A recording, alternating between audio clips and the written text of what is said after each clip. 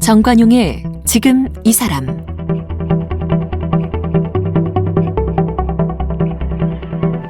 여러분 안녕하십니까, 정관용입니다. 요즘 젊은이들 취업 준비하다 보면 자격증 땄고 여기저기 인턴 경험도 쌓고 소위 스펙을 어마어마하게 축적을 합니다. 워낙 많이 배우고 똑똑한 사람들이 많다 보니까 애매하고 적당한 경력, 그런 실력으로는 채용이 안 되기 때문이죠. 그런데 나름대로 굉장히 열심히 해도 선택받지 못하는 경우들이 정말 태반입니다. 그러다 보면 자책하게 되고 좌절하게 되면서 스스로의 자존감마저 떨어지게 되죠.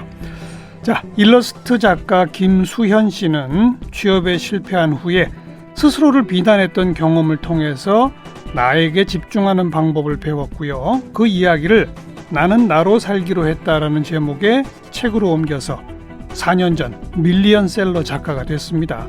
그리고 얼마 전에 출간한 애쓰지 않고 편안하게라는 두 번째 책은 높은 인세를 받고 일본에 수출될 정도로 독자들에게 많은 공감을 얻고 있는데요. 오늘 김수현 작가를 함께 만나보겠습니다. 김수현 작가, 어서 오십시오. 안녕하세요. 네. 나는 나로 살기로 했다가 100만 부 넘게 팔렸다고요?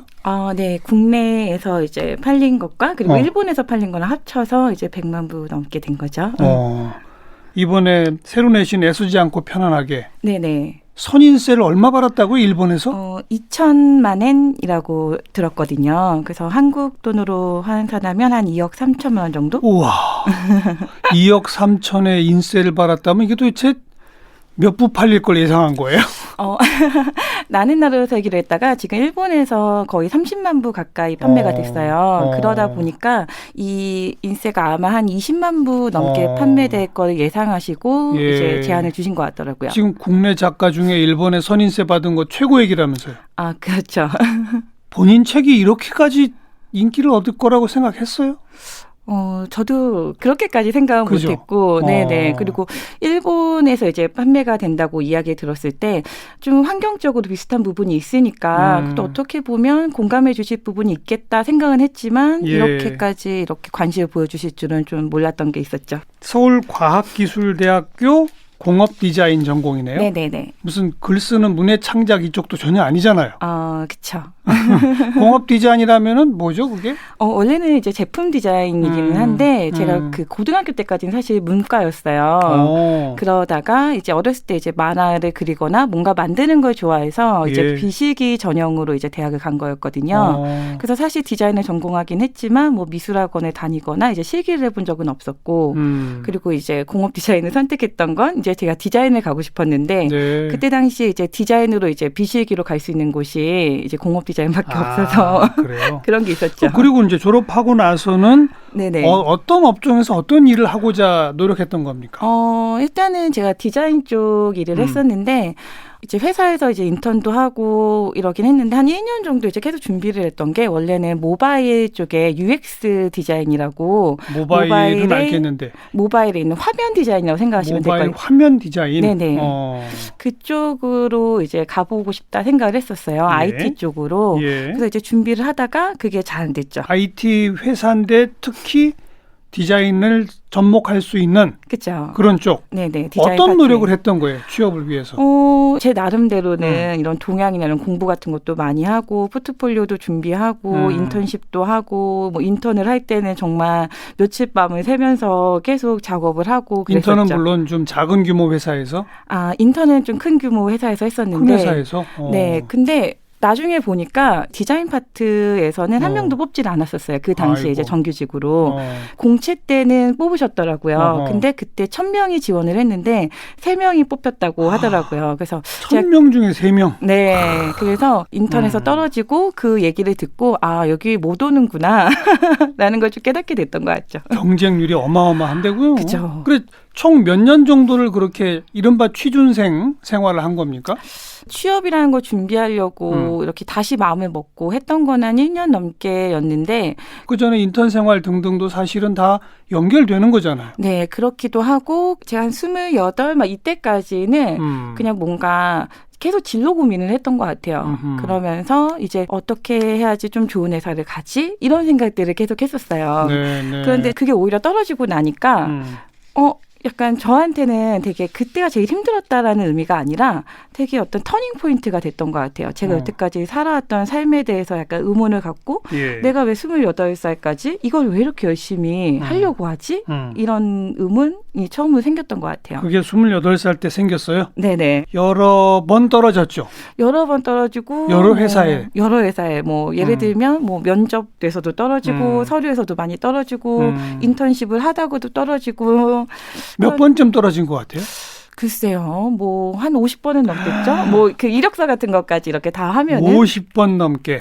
그런데 그때는 내가 왜 떨어졌지? 내가 부족한가 보다 이런 생각을 했는데 지나고 보니까 제 길이 아니어서 떨어졌던 것 같은 느낌을 받는 거예요. 제가 예를 들면 면접에 가면 뭐 수연 씨는 오래 안 다닐 것 같은데요? 막 이런 얘기를 한다든가. 그래요? 아니면은 뭐 인성 검사를 하면 저의 어떤 이런 성격적인 부분을 이제 적잖아요. 그러면 인성 검사만 하면 다 떨어지는 거예요. 그래서 이상하네요. 그러니까 뭔가 뭐 예를 들면 뭐 나는 댄서가 되고 싶다 이러면 그렇다. 막 이렇게 이런 식으로 써는 거죠. 되면 뭐 신나는 일이지. 막 이러면서. 근데 차분한 직장인의 인성으로 점수가 안 나오는군요. 네네. 그리고 이제 그 면접관님들도 사실 굉장히 제대로 보셨던 거죠. 그래서 나중에 이제 지나고 보니까 그때는 제가 이 회사에 들어가기에는 뭔가 부족한 존재다라고 생각을 하니까 제가 나는 너무 부족하구나 이런 생각을 했었는데 그런데 이제 책을 쓰니까 제가 책을 쓰는 걸로서는 어떤 성과를 더 쉽게 보는 것도 있고 그리고 또 독자분들도 좋아해 주시는 부분이 있으니까 알겠어요. 자기한테 맞는 게 있구나. 어찌 보면 대학 들어가서 또 내지는 뭐 졸업 언저리 그때부터 28살까지는 오로지 버젓한 남들 부러워하는 더욱더 큰 직장에 그쵸. 가서 커리어 우먼이 되어야지. 이제 네네. 그 생각 하나로 쭉 살아온 거 아니에요. 그렇죠. 그러면서 뭐 또 생계도 유지해야 됐으니까 아르바이트나 인턴도 했을 것이고 네네. 그리고 50번 정도 떨어졌고 떨어질 때마다 자책을 했겠군요. 그렇죠. 아무래도. 내가 더 부족했구나. 이거 더 스펙을 더 쌓아야지. 뭐 이런 거였군요. 그래서 내가 뭘 잘못 살았을까? 이 생각을 되게 많이 했던 것 같아요. 뭐 디자인을 선택한 게 잘못인가? 아니면 제가 대학교 때 책을 썼었는데 대학교 때 쓸데없는 짓을 했었나? 그래서 이제 그 면접관님 분들이 봤을 때는 좀 더 이제 여기를 회사 그만둘 것 같은 이미지를 준 게 있었거든요. 또래의 다른 젊은이들도 대체로 그렇게들 살았었지 않나요? 그때?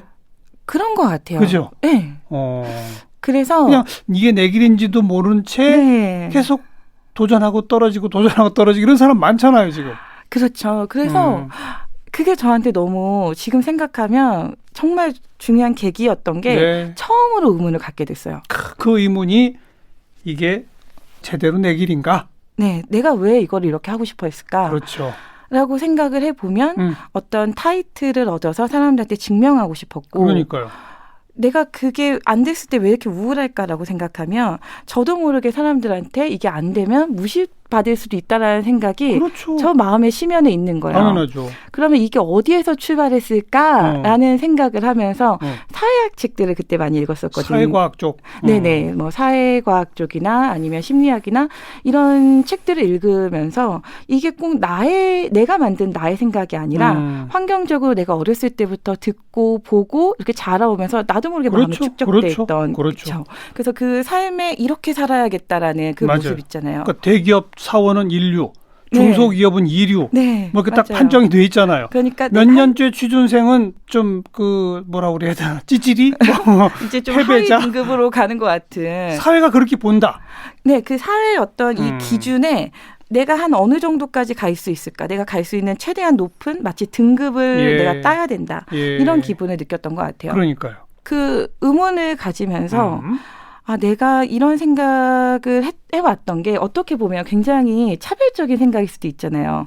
그 단계에 가지 못하면 뭔가 부족한 존재라고 여기고 약간 비난하는 게 그래서 내가 굉장히 차별적인 마음을 가지고 있었고 나 스스로한테도 그렇게 공정하지 못했구나. 이 사회가 차별적 인식을 구조적으로 갖고 있고 그게 네. 김 작가한테도 내면화됐던 거죠. 그렇죠. 그걸 깨달았어요. 네, 그래서 꼭 그렇게 살 필요가 없겠다. 네, 그렇게 살 필요 없겠다까지는 갈 수 있습니다. 사람들이. 네네. 그죠? 근데 뭐가 손에 잡혀야 되잖아요. 그다음 그게 글을 써보자로 잡혔어요? 제가 이제 책을 보고 공부를 나름대로 하면서 얻었던 자유감이나 내가 조금 내려놔도 되는구나. 그리고 사람들의 시선이나 어떤 사회의 잣대가 꼭 내가 맞출 필요가 없겠구나 해서 왔던 이제 자유감이 있다 보니까 이걸 사람들한테 말하고 싶었던 게 있었어요. 그런데 그 전에는 이제 어떤 타이틀을 얻거나 이런 게 되게 중요했고 그렇죠. 그리고 만약에 작가로서 이제 책을 썼다가 잘 될 거라는 보장이 없잖아요. 그렇죠. 그랬을 때 잘 안 되면 어떡하지? 이런 예. 공포들이 있어서 시작을 못했던 게 있었는데 그렇죠. 이게 안 되더라도 경력이 단절되면 뭐 마트 캐셔를 일할 수 있다 이런 얘기들이 있었어요. 인터넷으로 보는데 그러면 책이 뭐 잘 안 되면 뭐 그렇게 일을 할 수도 있는 거고 그런 모습들을 그려봤는데 예전에는 그렇게 되면 내가 뭔가 실패한 거 사람 같고 이렇게 느꼈다면 그런 저 자신도 약간 긍정할 수 있는 용기가 좀 생겼던 것 같아요. 네. 제가 하고 싶은 대로 이제 열심히 일을 하고 제가 할 수 있는 일을 하면 그것도 좋은 삶이 아닌가라는 생각이 들었죠. 이 나는 나로 살기로 했다 책 쓰기 전에 점쟁이한테 점도 봤다면서요? 맞아요. 점도 봤는데 그때 절대 쓰지 말라고 그랬다면서요? 무조건 망할 거라고 그런 얘기를 하셨더라고요. 그 집 안 망했나요? 그 점집? 그 집이 망했을 것 같기도 한데 그러면서 책을 제가 이렇게 몇 년 전에 내신 책 보니까 나의 삶을 존중하며 살아가기 위한 투두 리스트. 네네. 나답게 살아가기 위한 역시 투두 리스트. 불안에 붙잡히지 않기 위한 투두 리스트. 함께 살아가기 위한 더 나은 세상을 위한 뭐 이런 등등으로 쭉 구성되어 있고 각 챕터마다 짧은 글들이 여러 편씩 있단 말이에요. 네네. 어떻게 이런 구성을 하게 됐어요? 처음에는 뭐 사회학을 읽고 너무 큰 위로를 받아서 이 이야기들을 좀 전하고 싶었는데 저는 아무래도 나이도 젊고 그리고 제가 약간 글을 쓰면서 장점이 좀 쉽고 편안하게 전달한다는 장점이 있어서 그럼 이 얘기를 최대한 읽기 쉽고 편안하게 접할 수 있게 좀 바꿔야겠다라고 생각을 하다 보니까 글의 분량이나 아니면 그 뒤에 약간 그림이 있으면서 약간 좀 쉽게 읽을 수 있게 이제 장치적으로 한 거죠. 이 일러스트 그림도 직접 다 그린 거잖아요. 네네. 이런 그림은 원래 전공이 아니지 않나요? 맞아요. 그 공업 디자인은 사실 이런 제품 물건 같은 거다 보니까 전공은 아닌데 만화 그리는 걸 이제 좋아했던 것도 있고. 만화. 근데 사실 컴퓨터로 그리긴 했어요. 마우스로. 그리고 보면 전부 지침이에요. 네, 내게 맞아요. 친절하지 않은 사람에게 친절하지 않을 것. 네. 비참해지려 애쓰지 않을 것. 인생에 지나가는 사람들에게 상처받지 않을 것. 인생에서 숫자를 지울 것. 네. 이거 어찌 보면 이런 지침을 하나하나 참 이렇게 이름을 붙여서 정한다는 것 자체가 참 어려운 일 같은데. 제가 이 소제목을 어른살이를 위한 투두리스트라고 했었거든요. 그래서 어른살이. 네네. 내가 이제 30대가 되면서 어른 사회에서 이제 살아가는 데 있어서 어떻게 살아야 될까? 일종의 제 나름의 매뉴얼을 만든 것 같아요. 그래서 뭐 어디든지 매뉴얼이 있잖아요. 그런 것처럼 어떤 상황에 있어서 제가 좀 저를 다시 좀 돌보고 보호하고 좀 살아갈 수 있는 일종의 매뉴얼 지침이었던 거죠. 그러니까 이런 걸 생각날 때마다 하나씩 정리해 둔 거예요? 아니면 뭐 쥐어 짜낸 거예요? 어떻게 된 거예요? 한 1년 반 정도 1년 반? 준비를 했거든요. 이 책은. 사실 책 읽는 시간이 한 절반이기는 했는데 읽으면서 앞으로 어떻게 살아야 되는가. 마음가짐에 대한 지침이었죠. 몇 년 동안 자기 삶을 되돌아보고 네네. 책을 읽으면서 이래야 되겠구나. 네네. 그걸 하나씩 정리한 거군요. 네, 그렇죠. 친절하지 않은 사람에게 친절하지 않을 것? 네. 무슨 말이에요? 제가 인턴을 맨 처음에 했을 때 그 선배가 저를 굉장히 괴롭히셨어요. 근데 그만두고 나서 너무너무 화가 나는 거예요. 너무 막 약간 모욕적인 언사 같은 것도 하시고 그랬었는데 근데 그 순간에 제가 너무 괴로웠던 거는 그 선배의 말이 아니라 그때 표정 한번 구기지 못했던 거. 그냥 끝까지 예 선배님 막 이랬던 제가 너무 싫은 거예요. 그러면서 사람의 그 자존감은 어떤 모욕적인 그걸로만 구겨지고 이제 추락하는 게 아니라 그 상황에 굴복한 자신한테서 오는 거라는 얘기가 있었거든요. 그래서 내가 나한테 그렇게 친절하지 않은 사람한테 내가 뭐 불친절하고 싸우고 뭐 멱살을 잡고 이런 건 아닐지라도 내가 너무 친절하려고 애쓰지는 말아야겠다. 그렇죠. 라는 생각이 들더라고요. 또 비슷한 게 인생에 지나가는 사람들에게 상처받지 않을 것. 가끔 가다가 너무 이 사람이 좋아서 나중에 만나서 커피라도 한잔하고 밥도 먹고 싶고 이런 사람들을 만나는데 그게 또 쉽지가 않잖아요. 그 사람들도 못 만나는데 이렇게 그냥 제가 그렇게 잘 맞지 않거나 그냥 가깝지 않거나 뭐 어떤 사이가 좋지 않거나 이런 사람들은 사실 좀 지나가면 그러니까 다시 돌아오지 않을 사람들이기도 하잖아요. 그러니까 그런 사람들을 잘 보내주는 마음에서 너무 머물러서 그 사람들한테 미움을 갖거나 아니면 내가 괴로워하거나 이런 것보다는 잘 보내주는 것도 되게 필요한 것 같아요. 그러니까 사람도 가려가면서 대해야 된다. 결국은 그런 것 같아요. 정말 의미 있는 사람, 뭐 그냥 의미 없이 지나갈 사람, 또 나한테 잘 대해주지 않는 사람, 나한테 잘해주는 사람 그런 거죠.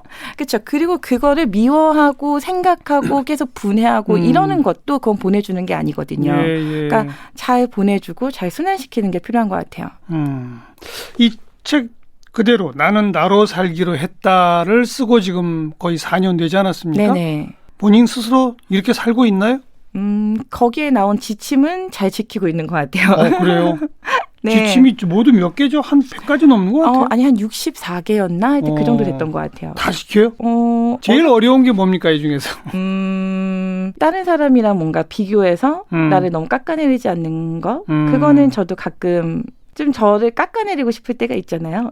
깎아내리게 되는. 깎아내리고 싶을 때가 있다? 싶을 때라기보다는 그렇게 될 때? 저절로 그렇게 될 때? 네, 그 굴을 파게 된다고 해야 되나요? 그러니까 옆에 나보다 훨씬 잘 나가는 어떤 사람 보면 좀 주눅 들고 이런 거?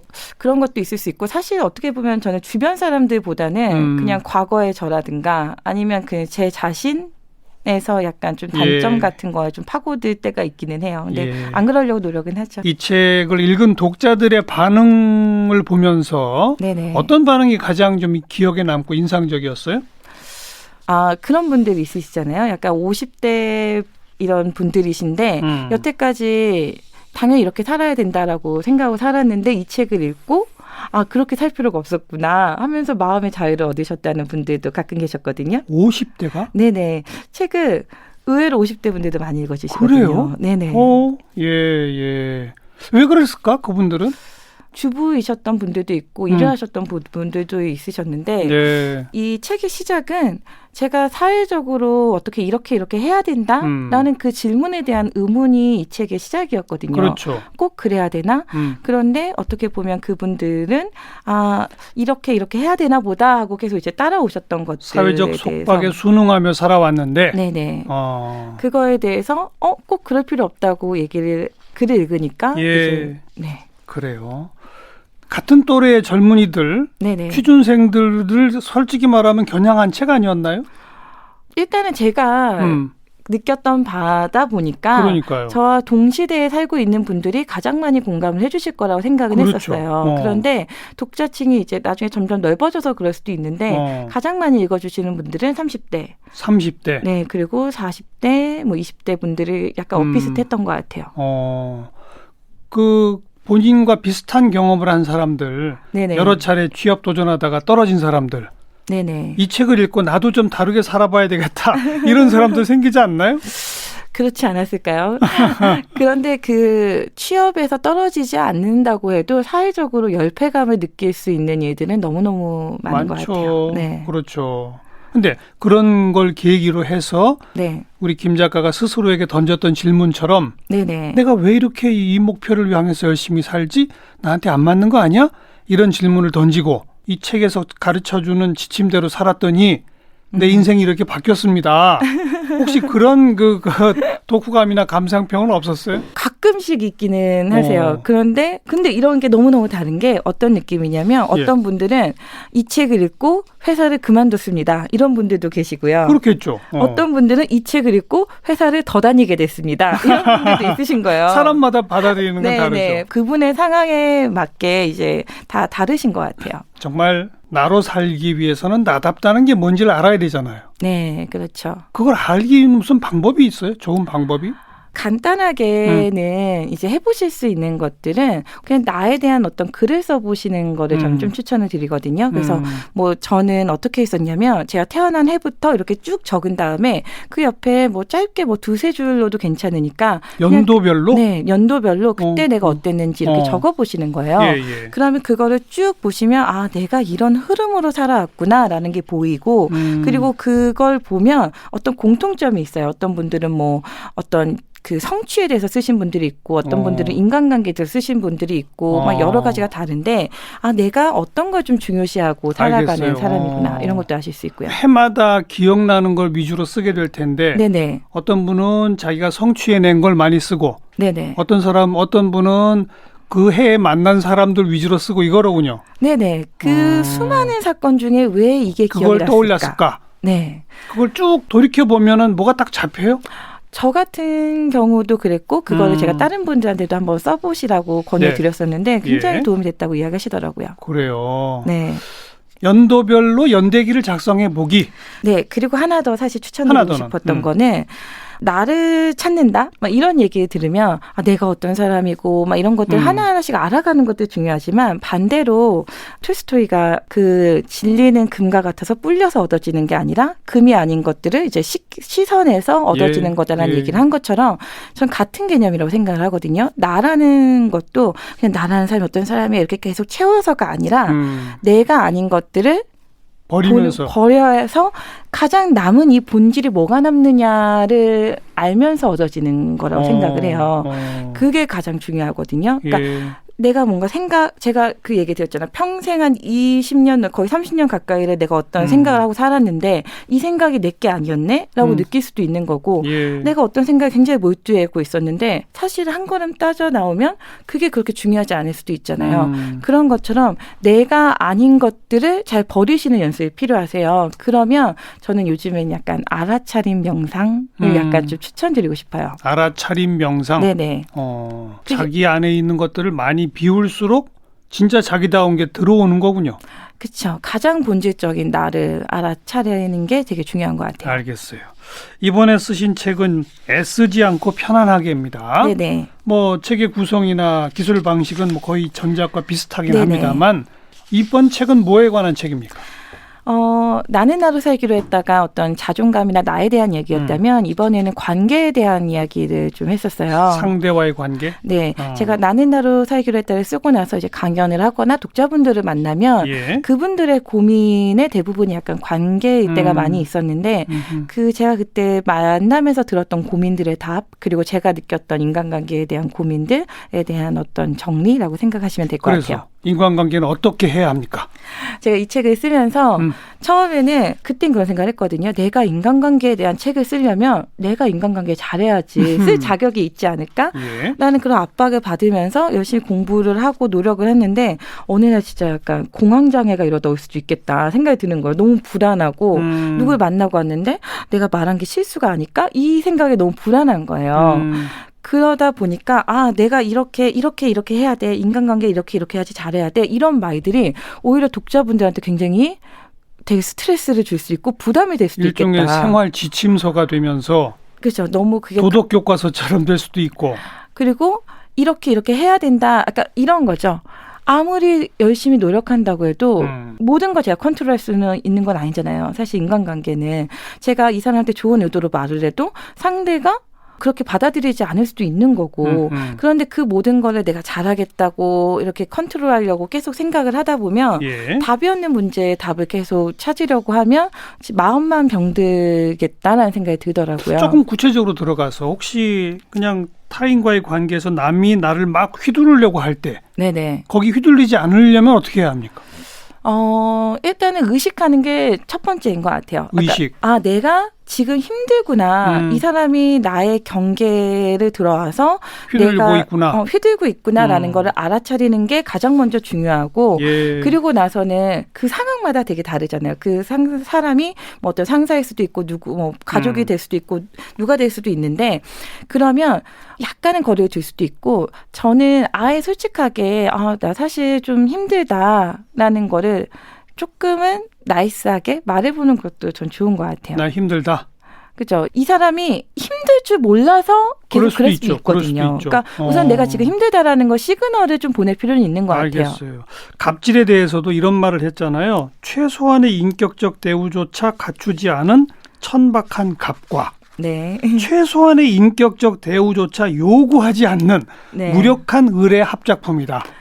지금 방금 나 지금 힘들어라고 나이스하게 말한다는 네네. 것이 그런 무력한 을이 되지 말자는 거죠. 네, 그렇죠. 이게 그 인간관계는 공놀이 같다라는 생각을 이제 책에도 쓴 게 있는데 그게 예. 뭐냐면 이 상대방의 공을 막 던지는데 저는 던지지 않고 그냥 맞기만 하고 있으면 그렇죠. 놀이가 아니라 폭력이 되는 당연하죠. 것처럼. 근데 그건 상대방이 가해자가 되기로 작정해서 그런 게 아니라 내가 던지지 않았기 때문일 수도 있거든요. 그래서 나도 던지는 수 있는 상대방에게 놀이로 만들기 위해서는 나도 공을 던질 수 있는 내가 표현하는 것도 중요한 것 같아요. 네. 근데 그 표현이 또 지나치면 공격이 되겠죠. 그래서 말로 뭐 얘기를 해 이랬는데 말을 했더니 싸웠어. 이런 경우들 맞아요. 때문에 이제 많은 분들이 말로 표현하는 거에 대한 두려움이 있으신데 예. 그게 어떻게 보면 저희가 어떻게 말로 표현하고 이런 거를 많이 배워본 적이 없거든요. 예. 그래서 참고 말하지 않고 이런 것들에 더 익숙하지 그걸 어떻게 말해야 되는지 모르기 때문에 사실은 굉장히 나이스하게 무엇을 말하느냐보다 말하는 방법 그런 거죠. 방법이 더 중요한데 네. 그거에 대해서는 좀 너무 간과하게 된다는 거죠. 이 책에는 그 말하는 방법까지 들어 있습니까? 노력해서 쓰기는 했습니다. 알겠습니다. 나답게 사는 법, 그다음에 인간관계 맺는 법 두 권의 책을 내셨는데 다음 책은 준비하고 있나요? 네. 준비는 뭐에 관한 겁니까? 요즘에 끌어당김의 법칙, 시크릿 같은 책들이 있잖아요. 그런 자기계발서류의 책들을 예전에는 안 읽었었어요. 그리고 제가 나는 나로 살기로 했다 쓰지 않고 편하게 다 책을 쓰면서 막 베스트셀러 작가가 될 거야 이러면서 막 심상화를 하고 막 이러지 않았거든요. 한 번도 그랬던 적이 없는데도 이제 책이 되고 잘 되고 이런 변화들이 있었던 게 저는 연관성을 찾지 못했던 게 있었어요. 근데 많은 분들이 그쪽에 관심을 가지시다 보니까 사실 요즘에 드는 생각은 실천을 해보아서 이게 진짜인지 아닌지 한번 내가 알아봐야겠다. 예. 그래서 지금은 이제 책을 그냥 몇 권 본 상태고 한 3년이나 몇 년 정도 한번 실천을 해보고 저는 이게 막 그거를 막 성공이나 이런 쪽보다는 네. 행복이라는 걸 좀 맞춰서 한번 해봐서 도움이 정말 되나? 아니면 도움이 안 되면 이건 도움이 안 됩니다.